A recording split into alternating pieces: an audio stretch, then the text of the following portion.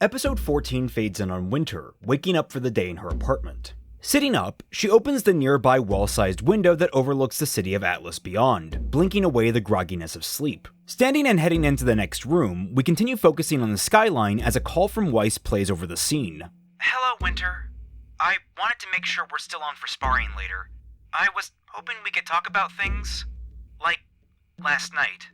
Winter's scroll appears on screen, transparently superimposed over the room, displaying an article from the Atlas News Network about the crashed airship and the number of reported casualties. It switches over to her inbox as a message comes in with new meeting times related to the raid debrief and parasite meeting Schnee Estates. Wedged in between there is a time slot for Winter spar with Weiss that she deftly moves around the other engagements. Winter responds, "My schedule hasn't changed all that drastically, though we'll need to bump it an hour if that's alright." It's almost audible how Weiss perks up on the other side of the call. Oh, excellent. Yes, that should be fine. I'll look forward to seeing you then. I will look forward to it as well. Stepping out fully dressed, Winter leaves the apartment, and next we find her walking into Atlas's cafeteria. Her scroll is in her hand, checking the schedule over one last time, lingering on Weiss's sparring session, which is the only event highlighted in a more vibrant color than the rest. She puts the scroll away as a nearby news broadcast on one of the cafeteria's monitors catches her eye. A report is coming through about the prior night's raid that we saw in the previous episode, and the optics are poor. Not even state-sponsored television can hide the number of arrested and injured civilians. There's even been a retaliatory attack against one of the prison transports by self-proclaimed White Fang, though the newscaster is quick to dismiss any actual association with the defunct terrorist front. With a breath, Winter gets in line for her food, or more accurately, everyone of a lower rank steps out of her way. And we get a quick montage through her getting her tray together and arriving at one of the tables. Before she can sit down, she's called over by Crow to another table where he's sitting with Clover. Winter is confused, considering her bad blood with Crow, but he's insistent, to which Clover seems annoyed. Sitting beside Clover and beginning to eat, Crow's shoulders relax. Finally, someone who can talk some sense into him. To which Clover rubs his temple tiredly. Crow. Winter appraises Clover, who has bags under his eyes and his clothes don't look as freshly pressed. Tactful as always, she highlights this. You look terrible, Clover. Have you gotten any rest since last night? Clover isn't given a chance to respond, Crow speaking for him. No, he hasn't. Which is why I need your help convincing him and Ironwood to cut him a break. Clover is unimpressed. There are a lot of reports I need to take care of, Crow. A lot that needs answering for. Winter closes her eyes, considers what's being said, and in short order, speaks. Loath as I am to admit it, I believe Crow is correct. Sipping his coffee, Clover elaborates. Only I can answer for the orders I gave, no one else. Winter cuts into him with a glare, while Crow's hand juts into frame to point in Clover's face. Oh no, you don't get to pull that card. You can't control every unlucky thing that happens. Clover is irritated by the shiting, but acknowledges Crow has a point. It opens the door for Winter to dab her lips and round out the conversation. We have a few hours before our meeting later. I'd offload any non-essential work onto an aide and get some sleep before we attend. Staring down at his half-finished coffee and swirling it around, Clover sighs. Though it's somewhat wistful. Twist my arm. Fine. I'll see you guys at the meeting. Standing, Clover abandons his breakfast and walks off towards the exit. Crow shakes his head, watching Clover go, commenting warmly, that guy's a real piece of work. Winter smiles at that. It's amusing to see the shoe on the other foot. Normally you're the headstrong one. Crow raises a brow her way. Still am. But when you have people to look out for, you make some compromises. Winter raises a brow back. Compromise. Since when did you start using big boy words? Crow makes an exaggerated, irritated face, which only further amuses Winter. She continues, more earnestly. Once upon a time, I thought you only capable of looking for miniskirts. Crow leans back in his chair with a shrug, though his words are slow to come out, thoughtful. Life throws curveballs our way all the time. I got a reminder I should probably still try swinging even if I don't manage to hit. Winter pauses in thought. Surprisingly wise words. From an emotionally stunted man-child. We focus on her sitting at the table from over Crow's shoulder, and a student passes behind him. When the student passes, we find Winter behind the observation window in Freya's attached medical facility down in the vault complex. In the room beyond, Penny is delivering Freya breakfast, though it's clear the older woman isn't in the best mental state. She's staring despondently at a half-painted canvas on an easel, and doesn't even react to Penny's presence. Hello, ma'am. It is time for your meal. Today, we have an assortment. Winter watches, eyes growing distant staring at Freya while Penny's words fade into the background. She is startled to awareness as the door to the chamber opens and Penny steps through. It closes and she offers an awkward smile to Winter. It was not a good day for her. Winter walks up and rests a hand on Penny's shoulder, reaffirming her. You did your best. Penny seems soothed by the comment, and as Winter walks past her, we transition again, this time to Penny sitting back in a standing frame that will keep her supported even without power. She is suspended off the ground, allowing Pietro to give her a maintenance checkup. CL is there too, taking notes based on Pietro's work, and Winter observes quietly. When Pietro skitters away to work at his desk for a moment, Penny smiles down at CL, though there's a distinct sadness. CL, when were you assigned as my partner? We get a quick shot from Pietro's computer, framing Penny over his shoulder beside his face as it becomes pensive. CL is confused by the question, pausing only to remember the exact time. 3 years, 4 months, 7 days ago, give or take a few hours. Nodding, Penny follows up by asking, and what was our first meeting like?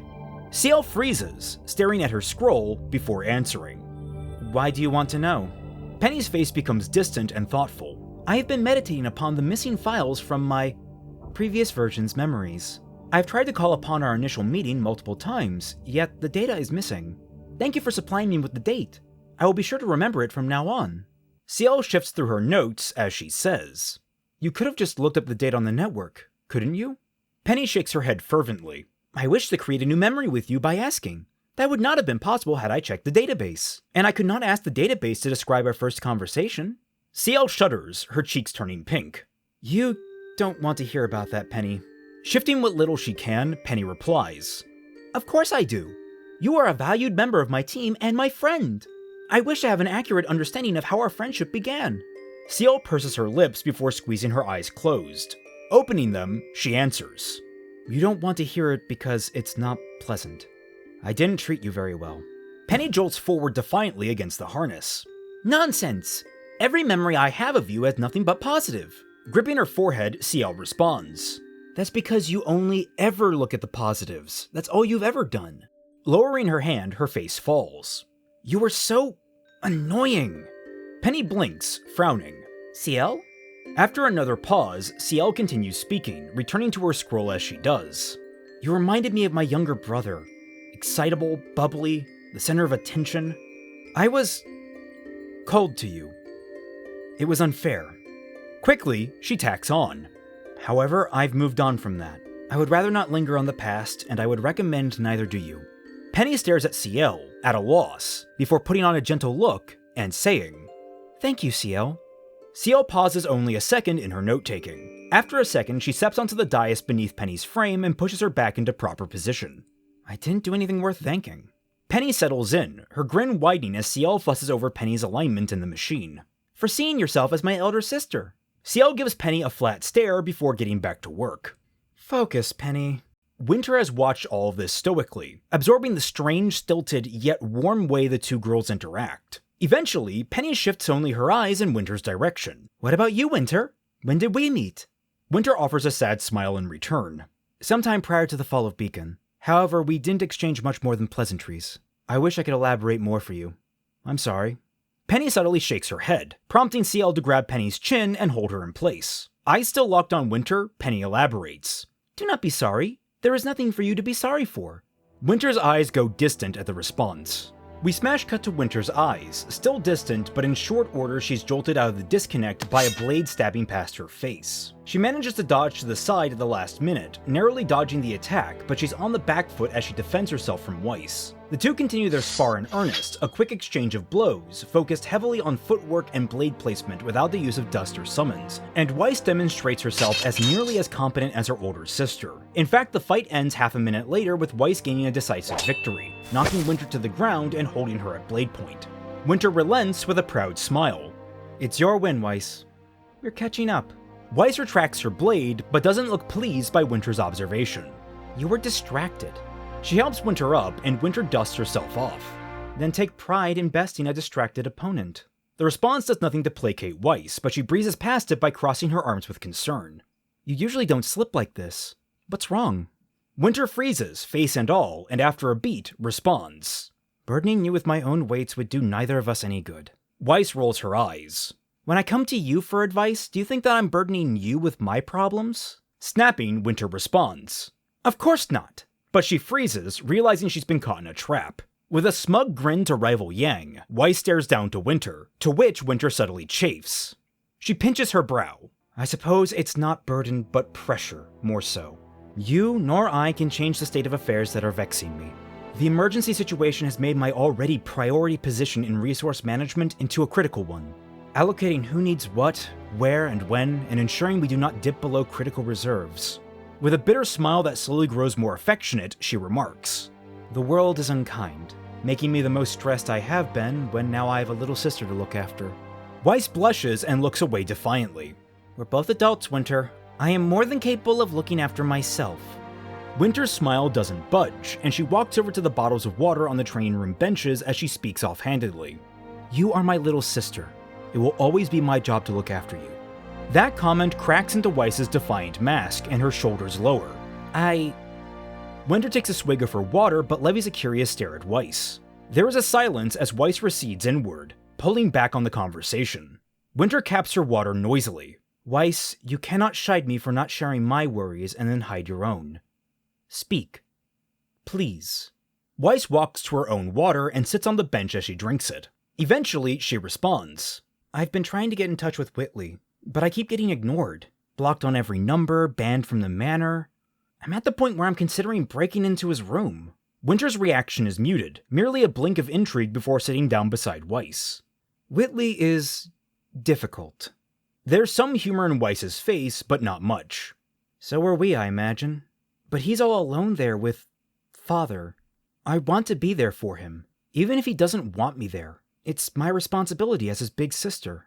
A light goes off in Winter's head, reflected in her widening eyes and a shadow of pain. She really takes Weiss in for a moment, frowning more and more before averting her eyes to the ground in shame. After a moment, she lifts her head, now much more in control. Would you like to become my aide for the day? Weiss blinks and whips her head to look at Winter. What? Calmly, Winter explains. There's a meeting today at the Schnee Estates with major heads of industry.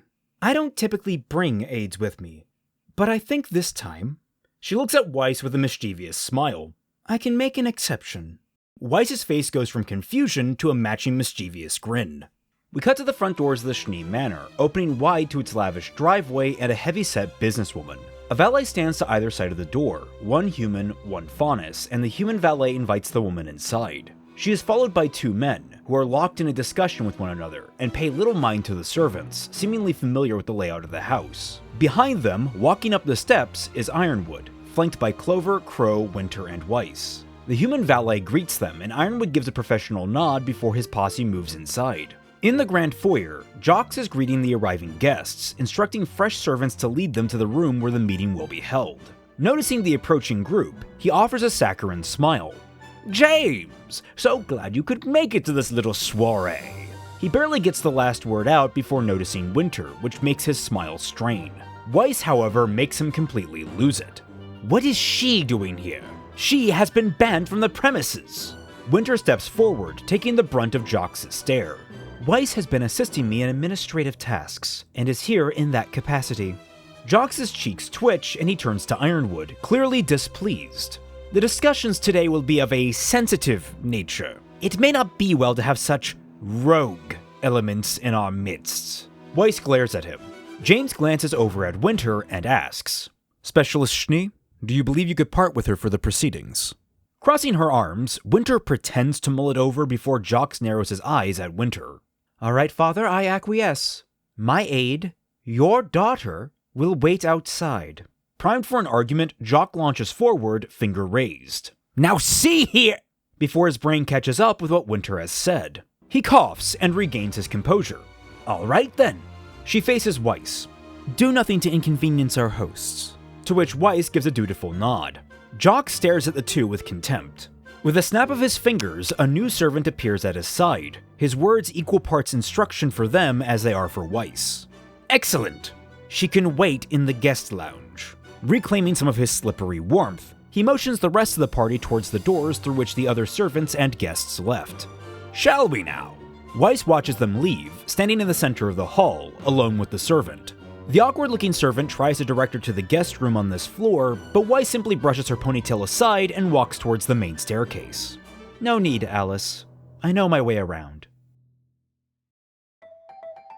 This content and the rest of the content on Celtic Phoenix is brought to you by the wonderful people supporting the channel through Patreon. For just $1 or more, you can gain access to the Tundra Discord server, where you can interact with me and a whole host of my fellow internet colleagues, such as the other members of Team Frostbite and the Team Jacked podcast. Become a part of our regular bad fanfiction nights that happen every Friday night at 10 p.m. Eastern Standard Time by joining our chat and adding your commentary to the reading.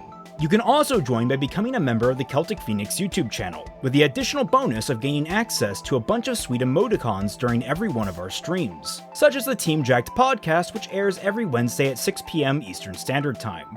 But if either of those are too much for you, you can always subscribe to the channel, enable alerts, like this video, and share it around to all your friends. Thank you all so much for watching, and we now return you to your regularly scheduled fixing.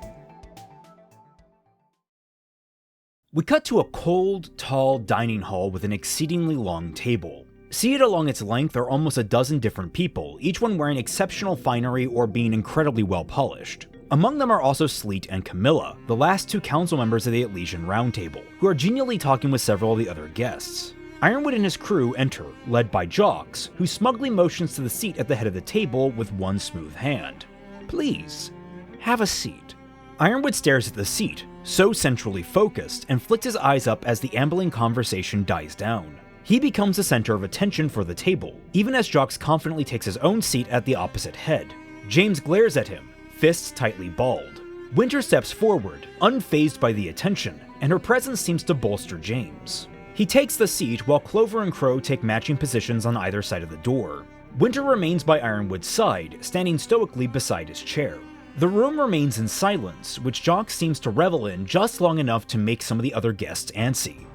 Then, finally, Jocks speaks. "So, James, tell us, when is the war starting?" Ironwood's brows knit, and a quiet murmur from the guests begins to build. Jocks continues, fingers dancing in speculation.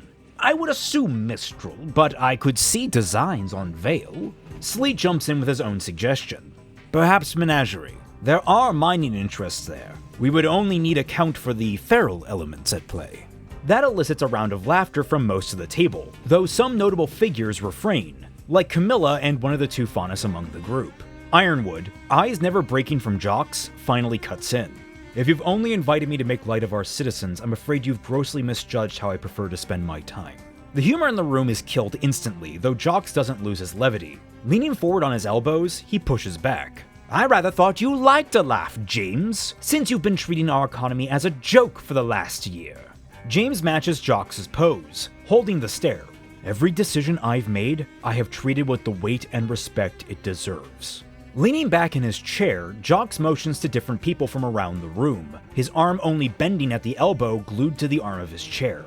"Several billion Li yen worth of construction equipment between Argonaut, Atlas IEC, and Viridian, taken on credit. Regular in-scene rush jobs to half a dozen subsidiaries, all without warning or explanation, all unpaid. Every researcher and engineer in the damned kingdom, working on some unexplained and oh-so-secret mystery project. And of course, your damned embargo." Slamming his hand on the table as his words become more and more bitter, his face twists into a snarl. "Every day we are seemingly told to keep the kingdom together, and we are told nothing as to why. Stonewalled at every turn with secrecy and suspicion." Returning to his leaned forward state and resting his chin on his knuckles, Jocks' eyes bore into Ironwood. "The only logical conclusion is that we are going to war, and you want to keep that quiet."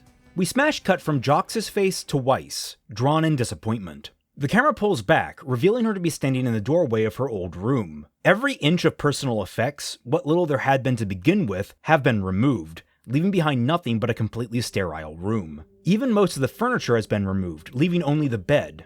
With a resigned sigh, Weiss closes the door and we cut to her walking the halls. A montage begins of her walking the different rooms of the house, each very empty and cold, mirroring the opening scene we had of her back in Volume 4. This only stops when she comes across the door to an open lounge, one that holds a lone baby grand piano. Seated at the piano is Willow Schnee, bathed in warm light from the nearby fireplace, and beside her is a young Weiss, singing soundlessly. A transition occurs where the warm light bleeds into the normal harsh white, the fire vanishes from the fireplace, and Willow disappears entirely. Weiss grips the door, uncertain, but slowly moves through and closes it behind her. Approaching the piano, she rests a single finger on one of the keys, letting the lonely note ring around the room.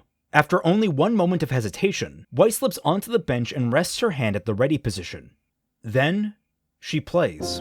It's not the most complicated song, it's not the simplest, but with every note, Weiss's fingers hit the keys more confidently and her eyelids slowly come to a close. She becomes lost in the playing, and a smile begins to creep onto her face. The camera spins around her enjoying the moment, a sense of levity and freedom in how everything else around her loses focus. This piece is cracked when the camera slows to a stop, looking at the door behind Weiss, and there's a new finger standing in the door. The real Willow speaks, shattering the moment completely.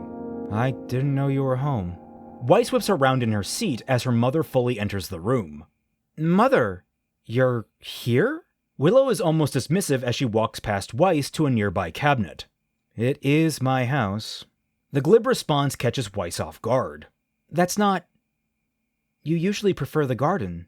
Willow gives a non-committal, and fishes into the cabinet to pull out a bottle of rusty brown liquid. I was in the mood for bourbon. Weiss blinks, almost sickened as she watches Willow pop the cap off, pour a generous amount into a tumbler, and take a swig. Eventually she averts her eyes entirely, staring at the piano keys. No words are said until Willow finishes her swig. Swirling the liquid in the bottle, Willow asks absently, I thought your father barred you from coming back. Weiss looks to the wall. I'm here on official business, with Winter. Willow looks at Weiss and the piano, doubtful. I see. Very official. Scrunching her face with irritation, Weiss elaborates. I was looking for Whitley. Now it's Willow's face that scrunches up. Why? I'm worried about him. Quieter, she adds. I was hoping we could reconnect. Willow gives a hearty snort and takes another sip from her glass. Huh. Reconnect. Knuckles curling against the bench, Weiss leans forward emphatically. Mother, About to take another swig, Willow is amused by her own words. How very foreign. Before Weiss can respond properly, there's an interruption from the hallway. Mother? Sister? Both women turn to the door where Whitley is standing in his signature condescending pose. Whitley only looks at Willow for a short moment before turning his attention to Weiss. Curtly, he says, Your presence has been requested. I have been sent to retrieve you. Weiss looks to Whitley, confused, then back to Willow, who is making light dance through her tumbler. Awkwardly, Weiss stands. Goodbye, Mother. Willow gives another, but otherwise says nothing. We cut ahead to the door closing and the two making their way down the hall. Who wanted to see me? Weiss asks. Without missing a beat, Whitley replies. It was my request. It's the middle of the day. We both know how Mother gets around this time. I wouldn't subject that to my worst enemy. The comment brings a subtle, impressed smile to Weiss's lips. You lied. Whitley rolls his eyes. I requested a last-minute audience with my sister and neglected the details. Don't make a big deal of it. They cross into a hallway bordering the outside of the house, lined with window after window. Weiss glances at them and mulls something over in her head. Looking at Whitley's back, she asks, Where are we going?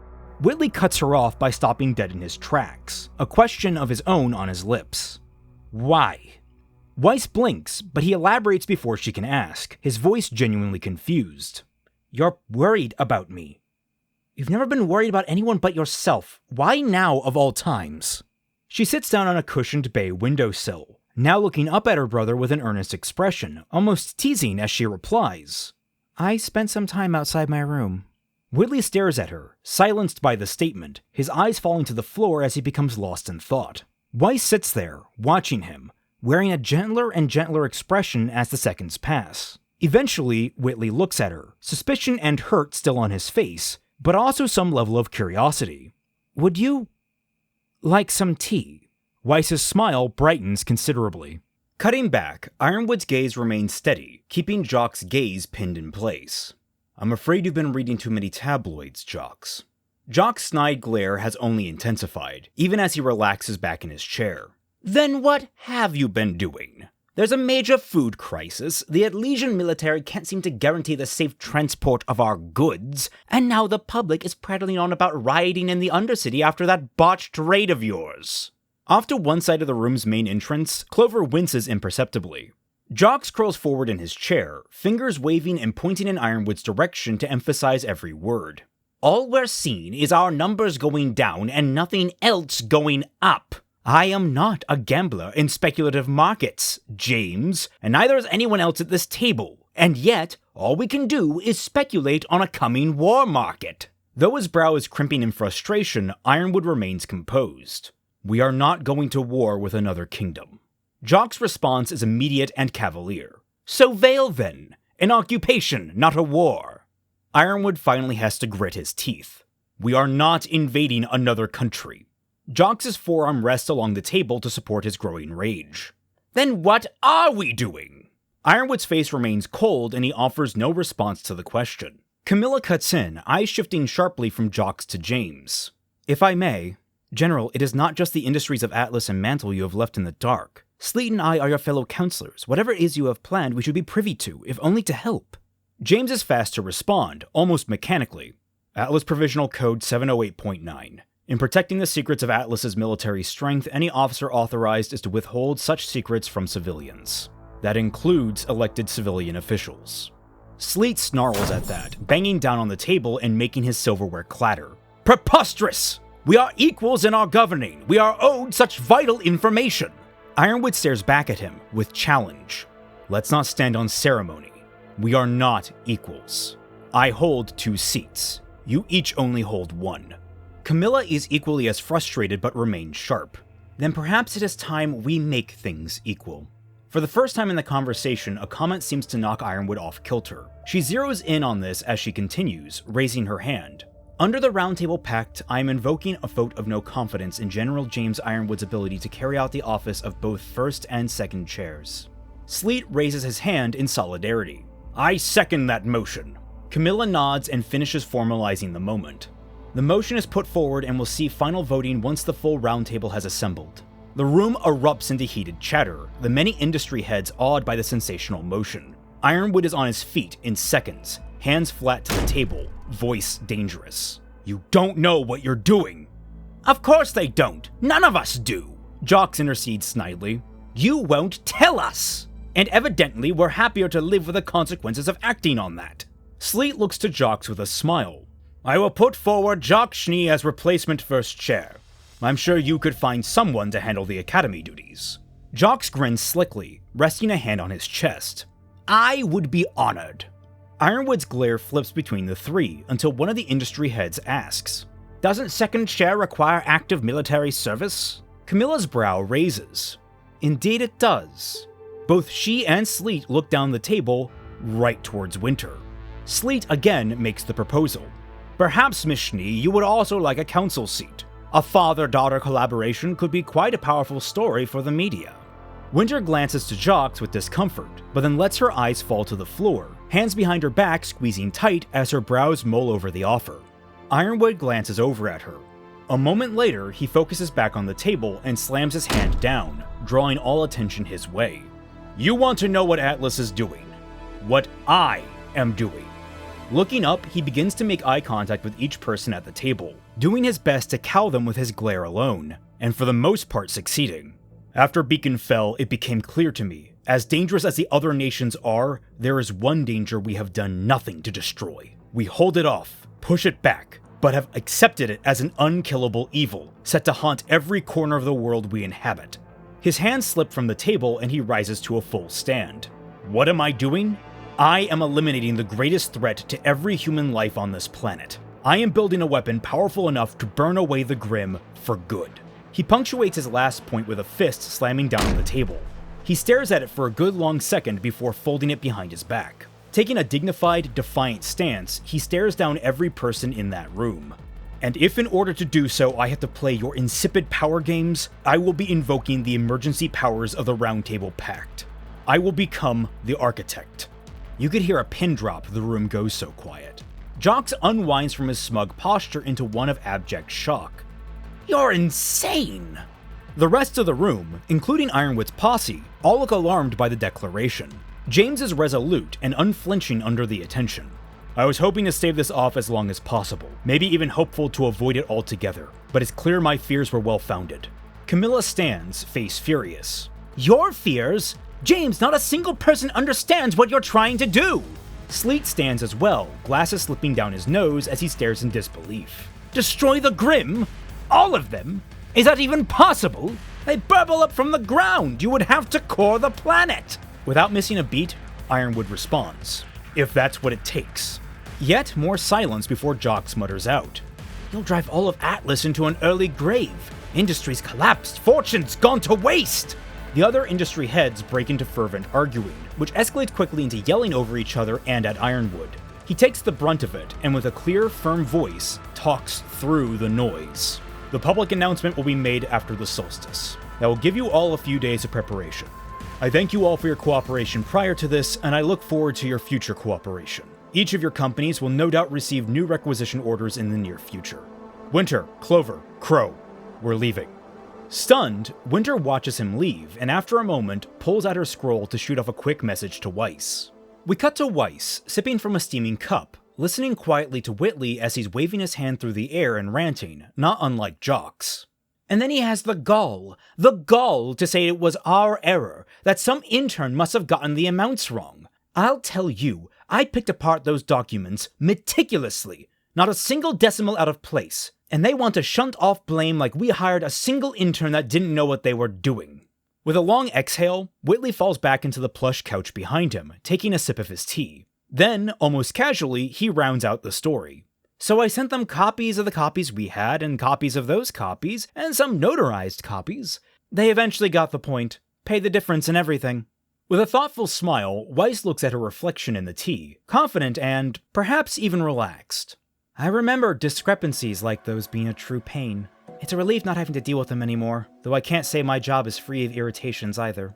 Whitley hums as he sips his tea, but remains quiet even when he finishes his cup. Setting down the cup and saucer, he asks, You really have no intentions of returning to the company, do you? Weiss raises a brow. You thought I did? Irritated, he explains. Well, of course. If it were me, I would be chewing at every chance to get back my birthright. I thought that's why you left in the first place, to try and twist the knife into Father and make a miraculous return to earn his pity. Weiss cracks a smile, wide and wobbly, and she can't help but laugh. Father? Pity? I'm not perfect, Whitley, but I'm also not an idiot. Whitley's cheeks redden. It's the only thing that made sense to me. Still trying to get control of her laughter, Weiss finally explains. I left because I didn't know where I belonged, and I wanted the freedom to choose, like Winter did. Running her fingers along the cup fondly, she adds, I didn't find Winter, but I found a lot of other people that helped me figure out where I'm supposed to be. She looks into Whitley's eyes assuringly. And no, that doesn't involve me returning to be the heir. That's behind me. But I still intend to do the Schnee name proud, especially after he's gone and soiled it so much. The last words fall low, bitter, and it sets Whitley on edge. As direct as Father can be, Weiss interjects. Callous, vindictive, cruel. Whitley's irritation is worn on his sleeve. Be that as it may, the highs of our successes are due to him. Weiss sets her cup down in her saucer. At what cost, though? The question is earnest, and Whitley can only give her a perplexed stare in return. He goes to ask what she means when Weiss's scroll pings. She checks it and frowns. It's Winter. Looks like the meeting is over. Whitley stares at her and looks almost disappointed. Ah, I see. The two stand quietly and Weiss pleasantly offers. It's been nice talking with you, Whitley. Whitley averts his eyes. I find that doubtful, which prompts Weiss to frown. After a moment of mulling over his words, he follows that up with, However, if you do not find yourself averse to another chat, I would be willing to pencil one in. Weiss brightens, her smile cutting through his tsundere routine. I would like that. I would like that a lot. We cut to outside the manor, where Winter is typing into her scroll as Ironwood boards into his car with Crow and Clover. Winter frowns at him, but is distracted when Weiss emerges, being escorted out by the unreadable Whitley. When the doors close, Winter looks to Weiss and asks, Any luck? Weiss thinks it over and smiles softly. First rule of business, just get your foot in the door. Winter smiles back, but it slips off as they walk towards the car. Please don't. I've heard enough of his voice for today. The ride back is uncomfortably quiet, Ironwood sitting in the middle between Crow and Clover, lost in thought as he stares at his clenched hands. Weiss glances around, confused, and asks, What happened? Crow is quick to shut down any lengthy conversation by simply saying, "I'll tell you later." Weiss is left confused and uneasy as a result. We jump ahead to Atlas, heading into Ironwood's office. Winter stands at attention and salutes him. "General, I'll return to my duties now." James doesn't immediately dismiss her, staring at his door with sunken eyes. And then he says, "You didn't say no." The silence lingers. Winter replies, "It would have been foolish to. If, in the event they succeeded, I could at the very least act as your proxy. Better they think they have control than to lose yours." The answer is short, sweet, and to the point, and it helps Ironwood's shoulders relax, if only slightly. "Thank you, Specialist Schnee. May your day be productive and well." Dismissed. Winter snaps her salute down and walks away as Ironwood enters his office. She pauses in the foyer, watching the door close behind him, face drawn and conflicted. She pulls out her scroll and the message she was typing earlier. She hesitates, but finishes typing it and hits send. We follow the signal as it's picked up by the main tower in Atlas, slips through the server farm, and is transmitted out from the tower to a relay tower in Mantle. There we find the servers have a familiar white thumb drive installed, and it's a short order before we follow the message back out, where it arrives as a ping on the scroll of Robin Hill. Robin reads what's been sent, her eyes growing more fervent and furious as she does. Closing the message, she scrolls through her contacts. She hesitates just a second before tapping down on one that has remained unlabeled. There's a few rings before a familiar voice comes over the line. "To what do I owe the pleasure?" Cinder asks, to which Robin replies, "There's been a development." Cut to black. End of episode.